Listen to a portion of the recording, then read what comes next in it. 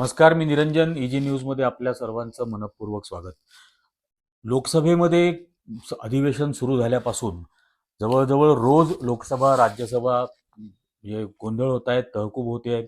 काँग्रेसनी वेगवेगळ्या विषयांवरती चर्चेची मागणी दिली. 267च्या अंतर्गत या नियमाच्या अंतर्गत विरोधी पक्ष विशेष विषयासाठी म्हणून स्वतंत्र चर्चेची मागणी करू शकतो. आणि त्यामुळे पहिल्यांदा गौतम अडानी या अत्यंत भ्रष्ट उद्योगपतीवरती अमेरिकेमध्ये जो खटला दाखल झाला आहे त्यावरती चर्चा व्हायला हवी, ही मागणी केली. मणिपूरमधल्या हिंसाचाराबद्दल चर्चा व्हायला हवी, ही मागणी केलेली होती. शेतकऱ्यांच्या प्रश्नाबद्दल चर्चा करायला हवी, अशी मागणी केलेली होती. अशा विविध विषयांवरच्या मागण्यांसाठी वेगवेगळ्या खासदारांनी 267च्या अंतर्गत लोकसभेत, राज्यसभेत नोटिसेस देऊन सुद्धा त्याच्यावर चर्चा न करता विषय डायव्हर्ट करायचा, डिस्ट्रॅक्ट करायचा, हे जे भाजपचं नेहमीचं तंत्र आहे. त्यामुळे त्यातून एक दिवस संबित पात्रा यांनी आणि निशिकांत दुबे या दोघांनी अतिशय बेछूट बडबड आणि आरोप केले. आणि त्यातला एक भाग आम्ही या आधी पण केला होता संबित पात्रांच्या बद्दलचा. आता त्यावेळेला त्यांनी जे विषय आणले की अमेरिकन उद्योगपती जो आहे, मूळचा हंगेरियन आणि धर्मानी ज्यू असलेला, त्या जॉर्ज सोरोस या एका अत्यंत प्रचंड श्रीमंत अशा जॉर्ज सोरोसकडून ही कॉन्स्पिरसी केली जाते. म्हणजे जॉर्ज सोरोस नंतर OCCRP ही जी एक संस्था आहे, organised crime and corruption reporting नावाची, त्या OCCRP आणि राहुल गांधी या तिघांचं आपापसात कनेक्शन आहे. आणि हे त्रिकूट, हा जो ट्रायंगल आहे, हा देशासाठी अत्यंत घातक आहे. तो वेगवेगळ्या गोष्टी देशामध्ये घडवतोय वगैरे वगैरे, असं अनेक बेछूट आरोप त्यात केले. भारतातलं सरकार त्यांना उलथवायचं आहे, भारताची अर्थव्यवस्था राहुल गांधींना डिस्टॅबिलाइज करायची आहे, जॉर्ज सोरोसला हे कॉन्स्पिरसी आहे. आता असे सगळे त्यांनी बेछूट आरोप केले. त्यानंतर भाजपच्या ट्विटर हँडलवरून बरेच आरोप या जॉर्ज सोरोस आणि अमेरिकेच्या बद्दल आणि OCCRP बद्दल हे केले गेले. तर आता त्या अर्थाने खरं तर आत्ता बोलायचं आहे.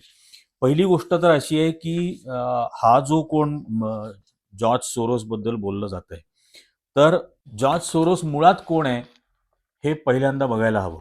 आणि याचं कारण असं आहे की हे संसदेमध्ये आरोप झाल्याबरोबर तात्काळ दिल्लीमध्ये अमेरिकेची जी एम्बसी हाय कमिशन आहे, त्या हाय कमिशनतर्फे भाजपच्या या सर्व आरोपांना निखालस खोटं, अत्यंत दुर्दैवी आणि निराशाजनक असं म्हटलं गेलं. आणि त्याची सगळीकडे त्यांनी पत्रकार परिषद घेतली, त्यांच्या स्पोक्सपर्सननी. आणि या पत्रकार परिषदेच्या सगळीकडे बातम्या आल्या की सत्ताधारी पक्षांनी असा काहीतरी बेछूट आरोप करणं हे अत्यंत दुर्दैवी आणि निराशाजनक आहे आणि मुळात हे सगळे खोटं आहे, हे सगळे आरोप केले असं म्हटलं. त्यानंतर मीडिया पार्ट या फ्रेंच ही जी एक वृत्तसंस्था आहे, त्या मीडिया पार्टचा हवाला देऊन निशिकांत दुबे आणि हे लोक असं बोलले होते संसदेमध्ये की हे OCCRPचा रिपोर्टचा म्हणजे संदर्भ सांगून त्यांनी म्हटलेलं होतं, असं दुबेंनी सांगितलं संसदेमध्ये की मीडिया पार्टनी राहुल गांधीचं जॉर्ज सोरोस बरोबरचं कनेक्शन हे दाखवलेलं आहे. ताबडतोब मीडिया पार्टनी पण या गोष्टीला भारतीय जनता पक्ष, हा भारतातला सत्ताधारी पक्ष, हा फेक न्यूज पसरवत आहे, हा धादांत खोट्या गोष्टी पसरवत आहे, असं आम्ही कधीही कुठलाही रिपोर्टमध्ये आमच्या असं म्हटलेलं नाही. आणि हे तथ्य पण नाही जो आरोप केला जातोय तो. हेही स्पष्टीकरण ताबडतोब त्यांच्याकडून दिलं गेलं. आणि आता मुळामध्ये पहिली गोष्ट तर मीडिया पार्टबद्दल बोलायची असेल तर एवढीच खरं येते की याच मीडिया पार्टनी यापूर्वी नरेंद्र मोदींनी फ्रान्समध्ये राफेलबद्दलचे जे पराक्रम केले आणि अनिल अंबानीच्या स्वतंत्र भेटी कशा घालून दिल्या, त्यांनी तिथं टॅक्स कन्सेशन ची डिमांड कशी तिथं फ्रान्समध्ये केली वगैरे, हे सगळे गोष्टी पुराव्यासकट मीडिया पार्टनी यापूर्वी प्रसिद्ध केलेल्या होत्या. त्यावेळेला या मीडिया पार्टची भारतीय जनता पक्ष म्हणत होतं की याची काही विश्वासार्हता नाही.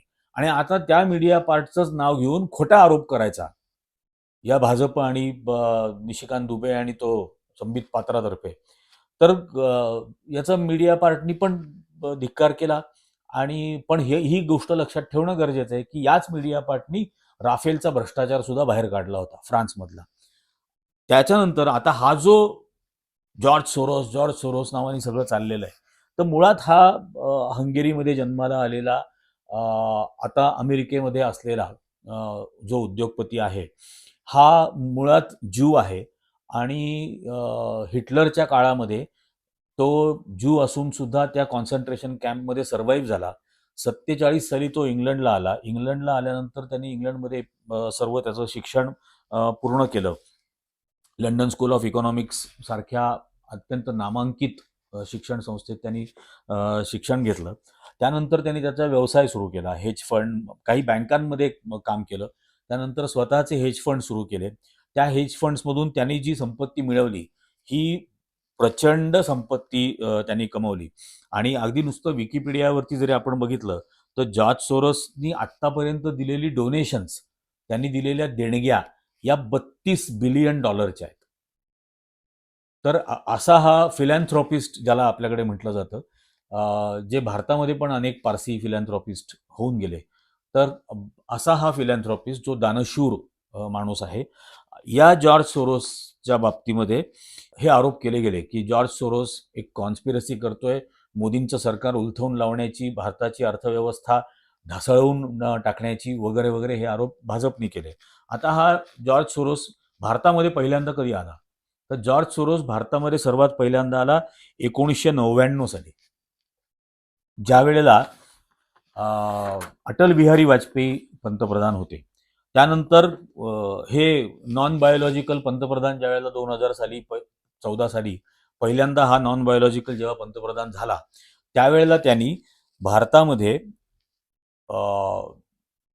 सगळ्यात पहिल्यांदा त्यांनी भारतात ग्रँट प्रोग्राम्स आणि सोरोस इकॉनॉमिक डेव्हलपमेंट फंड हे 2014 साली त्यांनी सुरू केलं. आता याची जी मूळ डोनेशन करणारी संस्था आहे, ओपन सोसायटी फाउंडेशन. ही ओपन सोसायटी फाउंडेशन जगातल्या 68 देशांमध्ये वेगवेगळ्या गोष्टींसाठी हे देणग्या, दान असं करत असते. आणि या ओपन सोसायटी फाउंडेशनला फंडिंग हे युनायटेड नेशन्सच्या डेमोक्रेसी फंडकडून मिळतं. ओपन सोसायटी फाउंडेशनचं फंडिंग युनायटेड नेशन्सच्या डेमोक्रेसी फंडकडून मिळतं, ज्या डेमोक्रेसी फंडला 45 देश हे त्याचे डोनर आहेत. म्हणजे 45 देश युनायटेड नेशन्सच्या या डेमोक्रेसी फंडला डोनेशन्स देतात. आणि युनायटेड नेशन्सचं डेमोक्रेसी फंड जॉर्ज सोरोसच्या ओपन सोसायटीला फंडिंग करतं. आता हे जे 45 डोनेशन देणारे देश आहेत, त्यातले भारत हा टॉप 4 मध्ये येतो.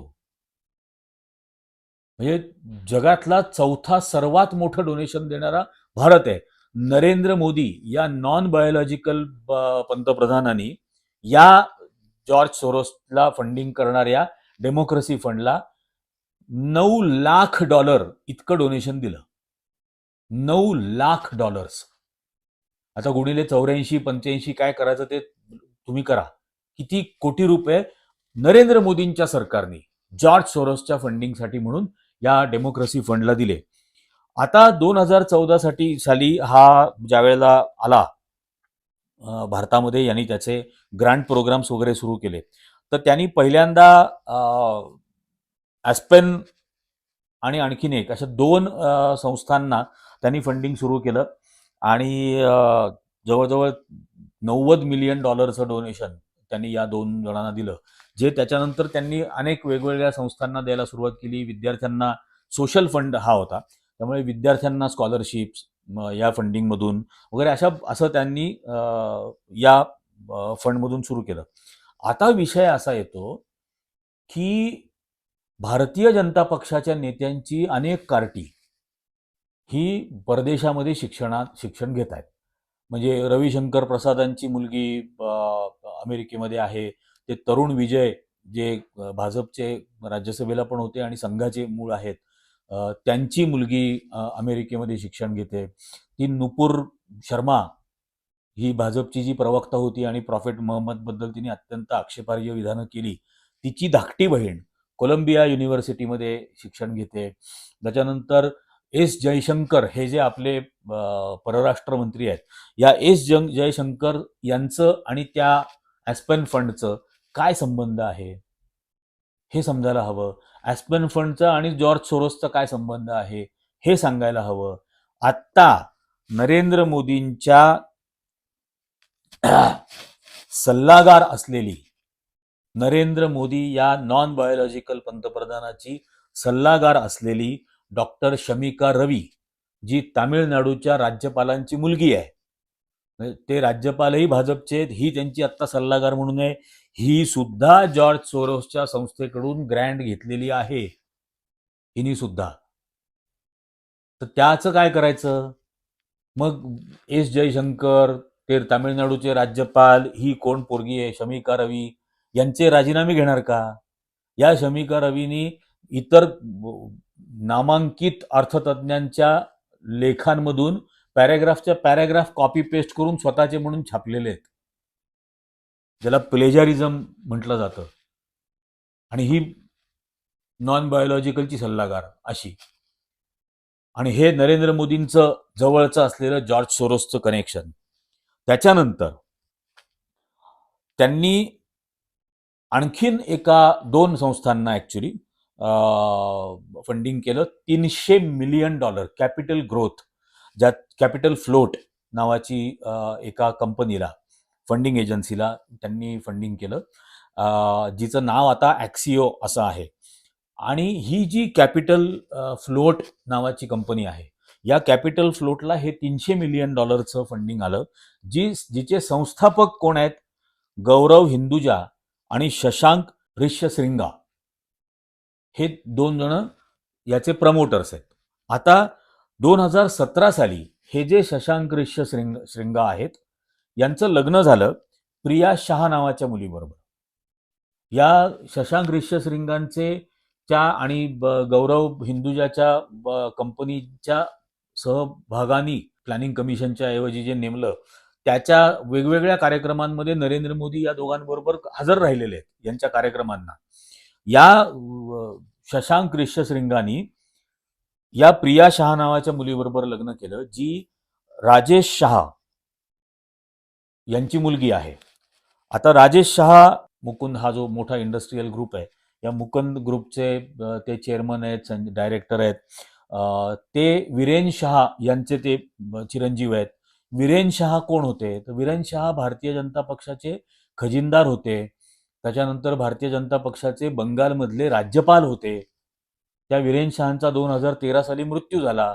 2017 साली वीरेन शहांच्या नातीचं लग्न या ऋष्यशृंगाबरोबर ज्या वेळेला झालं, त्या लग्नाला भारतीय जनता पक्षाचे लालकृष्ण अडवाणी आणि आत्ता महाराष्ट्राचे मुख्यमंत्री असलेले आणि तेव्हाही महाराष्ट्राचे मुख्यमंत्री असलेले देवेंद्र फडणवीस लग्नाला हजर होते. त्यांच्या विवाहाला ते त्यावेळेला हजर होते. आता मग या सगळ्यांचं जॉर्ज सोरोस बरोबर कनेक्शन आहे का? आणि हे सगळे ते भारत डिस्टॅबिलाइज करायचा आणि अर्थव्यवस्था ढासळवून टाकायची वगैरे वगैरे जे कट संबित पात्रा आणि तो दुबे बोलला, त्याच्यामध्ये अडवाणी, देवेंद्र फडणवीस, जयशंकर, ती शमिका रवी, ते तामिळनाडूचे राज्यपाल, हे सगळे त्या जॉर्ज सोरोसच्या गटात सामील आहेत का? कारण थेट फंडिंग मधले आहेत ना हे, या जॉर्ज सोरोसच्या. त्यामुळे तो प्रश्न येतो. आता OCCRP म्हणजे आणखीन हे राजेश शहा जे आहेत, हे अंबानींचं जे ORF फाउंडेशन आहे त्याचे ट्रस्टी आहेत अंबानींच्या. आणि लग्नाला कोकिलाबेन पण हजर होत्या, या राजेश शहांच्या मुलीच्या लग्नाला.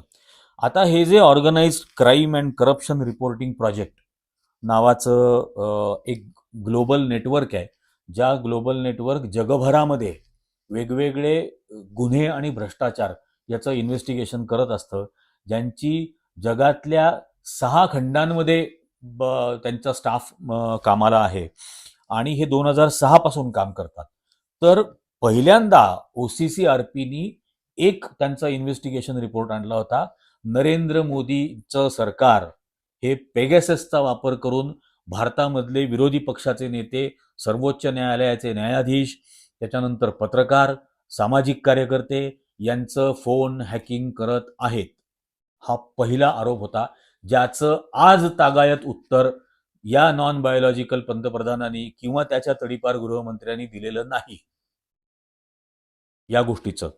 आता त्याच्यानंतर त्यांनी आणखीन एक इन्व्हेस्टिगेशन केलेलं होतं, ज्याच्यामध्ये हा गौतम अदानी हा कोळशाच्या इन्व्हॉइसिंगमध्ये ओव्हर इन्व्हॉइसिंग, अंडर इन्व्हॉइसिंग असले सगळे प्रकार करून कसं भारताच्या अर्थव्यवस्थेला लुबाडतोय, लुटतोय, सर्वसामान्य माणसाचा पैसा कसा ओरबडून घेतोय आणि नरेंद्र मोदींचं सरकार त्याला कशी मदत करत आहे, असं organised crime and corruption reporting project या 6 खंडांमध्ये चालणाऱ्या ग्लोबल नेटवर्कच्या इन्व्हेस्टिगेशनमध्ये समोर आलेलं होतं. म्हणून या लोकांचा OCCRPवर राग आहे, कारण यांनीच अडाणीचे हिंडेनबर्ग 1 झालं, हिंडेनबर्ग 2 झालं, त्याच्यानंतर OCCRP 1 झालं, 2 झालं, त्यामुळे यांचा सगळा राग आहे. आणि आता हे अडाणीवरचं सगळं जे शुक्ल काष्ठ आहे हे पब्लिक लोकांच्या चर्चेमधून दूर करायचं म्हणून हे जॉर्ज सोरोस वगैरे काढलं. पण जॉर्ज सोरोसमध्ये सुद्धा हेच गुरफटलेले दिसत आहेत सगळं. आणि या सगळ्या गोष्टीला हा वेडा संबित पात्रा आणि दुबे हे म्हणजे भारतामध्ये जातीगत जनगणना करायची मागणी हे आंतरराष्ट्रीय कट आहे. त्याच्यानंतर भारत प्रेस फ्रीडम इंडेक्समध्ये खालती आहे, हा आंतरराष्ट्रीय कट आहे. भारत हंगर इंडेक्समध्ये भूक निर्देशांकांमध्ये खाली आहे, हा आंतरराष्ट्रीय कट आहे. त्याच्यानंतर पेगाससचा आरोप झाला, आंतरराष्ट्रीय कट आहे. मणिपूर आंतरराष्ट्रीय कट आहे. आणि हे कोण करताय तर हे सगळं जॉर्ज सोरोस करतोय, राहुल गांधी करतोय. मग हे जर सगळं ते करतायत मुळामध्ये, तर त्या जॉर्ज सोरोसचं फंडिंग असलेल्या या सगळ्या कंपन्या या बंद का नाही करून टाकत? त्या जॉर्ज सोरोसला भारताच्या हवाली करावं असं एक पत्र पाठवलंय का अमेरिकेला? हा जयशंकर 100 वेळेला अमेरिकेला दौरे करत असतो, जगभर फिरत असतो. कधी सांगितलं अमेरिकेला की जॉर्ज सोरोसला आमच्या हवाली करा? कधी प्रत्यार्पणाची मागणी केली आहे? कधीच नाही केली. का नाही केली? या अत्यंत महत्वाच्या आणि गंभीर गोष्टी आहेत. भाजपचं थेट कनेक्शन असलेल्या हे जे $300 मिलियन या दोघांना मिळाले, तो रिश्य श्रिंगा आणि गौरव हिंदुजा यांनी 40,000 एंटिटीजला फंडिंग केलेलं आहे भारतात. 40,000 एंटिटीज. त्याच्यामध्ये कंपन्या आहेत, छोट्या कंपन्या आहेत, त्यात शिक्षण संस्था आहेत. या कोणाला फंडिंग दिलं आणि काय करण्यासाठी म्हणून फंडिंग दिलं याचं उत्तर का नाही देत? आणि सरळ सरळ यांच्यावरती बंदी आणून त्यांच्या ऍसेट पासून सगळ्याच्या सगळं भारत सरकार जप्त का नाही करत? ते तर ऑलरेडी तुमच्या बरोबर आहेत. मग हे का केलं जात नाही? आणि ह्या एवढा मोठा आंतरराष्ट्रीय कट होत असताना तो तुमचा गावठी जेम्स बॉन्ड अजित डोवल काय करत होता? या अडाणीच्या बरोबर ज्यावेळेला OCCRPनी सांगितलं की अडाणीची पार्टनरशिप ही त्या चँगचुंग ली आणि नासिर अली या चीनी आणि पाकिस्तानी माणसाबरोबर आहे आणि त्या दोघांकडे म्हणजे भारतातला जो स्टॉक मार्केटचा नियम आहे सेबीचा की कमीत कमी 25% शेअर्स हे पब्लिकमध्ये असायला हवेत, त्याचे share holder public, general public असायला हवी. त्या 25 मधले 13% शेअर्स या दोन चीनी आणि पाकिस्तानी माणसाच्या हातात आहे. काय करतोय गावठी जेम्स बॉन्ड? जॉर्ज सोरोस जेव्हा एवढं सगळं करत होता, OCCRP एवढं सगळं करत होती, हिंडेनबर्ग ज्यावेळेला इतकं सगळं घोटाळे बाहेर काढत होतं, तेव्हा गावठी जेम्स बॉन्ड करत काय होता? तेव्हा या देशाचा नाही म्हणायचं, त्यावेळेला नरेंद्र मोदींचा स्वसंरक्षण मंत्री राजनाथ सिंग काय करत होता? तेव्हा हे तडीपार गृहमंत्री काय करत होते? त्यांना देशांतर्गत होत असलेला हा कट कळत नव्हता या गौरव हिंदुजा आणि रिश्य श्रिंगाचा? का अजून त्यांच्यावरती कारवाई करत नाहीये? आणि आता याची उत्तरं भाजपलाच द्यावी लागतील, कारण जॉर्ज सोरोस हे नाव त्यांनी पुढे आणलं म्हणून जॉर्ज सोरोसची ही सगळी माहिती काढायला लागली आणि म्हणून ही समोर ठेवावी लागते आहे. नंतर एस्पेन इन्स्टिट्यूट बरोबर या जयशंकरचं काय आहे? इंडिया फाउंडेशन आणि विवेकानंद फाउंडेशन. विवेकानंद फाउंडेशन तर जेम्स बॉन्डच होते त्याच्यावरती, अजित डोवल. याला चायनामधून कधी आणि किती फंडिंग मिळालं हे 100% आहे. चीनमधून यांनी फंडिंग घेतलेलं आहे.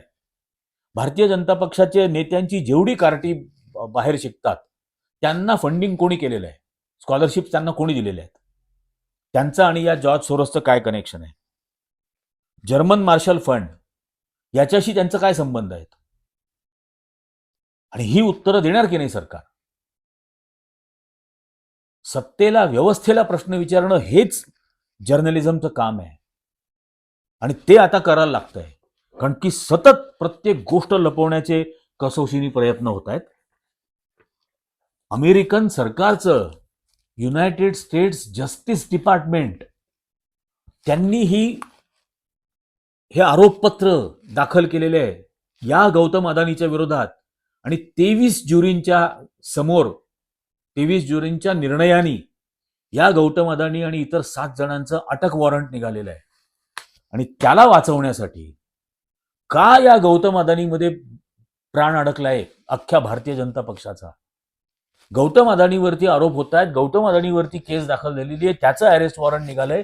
भाजपच्या लोकांना काय पोटात दुखायला लागलंय याची उत्तरं समोर आलीच पाहिजेत, या सगळ्या गोष्टींची उत्तरं. कारण हा यांचाच देशाच्या विरोधातला कट नाहीये का, अशी शंका यावी अशी परिस्थिती आहे. पण एका आरोपीला वाचवण्यासाठी सगळं सरकार कामाला लागलेलं आहे, आणि त्याचा परिणाम आता अमेरिकेच्या हाय कमिशनला म्हणावं लागतंय की सत्ताधारी पक्षांनी असे केलेले आरोप हे अत्यंत दुर्दैवी आणि निराशाजनक आणि खोटे आहेत. आपणच विचार करायचा आहे. तुम्हाला काय वाटतं हे खालती कॉमेंट्समध्ये नक्की सांगा. आपण आता विचार करायची वेळ आलेली आहे या गोष्टींचा. आजच्या भागामध्ये इतकंच. पण इजी न्यूजचे व्हिडिओज जास्तीत जास्त जणांना शेअर करा, जास्तीत जास्त जणांनी ते लाईक करा. जितके जास्त जण लाईक करतील तेवढा अल्गोरिदममध्ये तो पुश केला जाईल. आणि ज्यांना ज्यांना लिंक शेअर कराल त्या सर्वांना चॅनल सबस्क्राईब करायला नक्की आग्रह करा. धन्यवाद.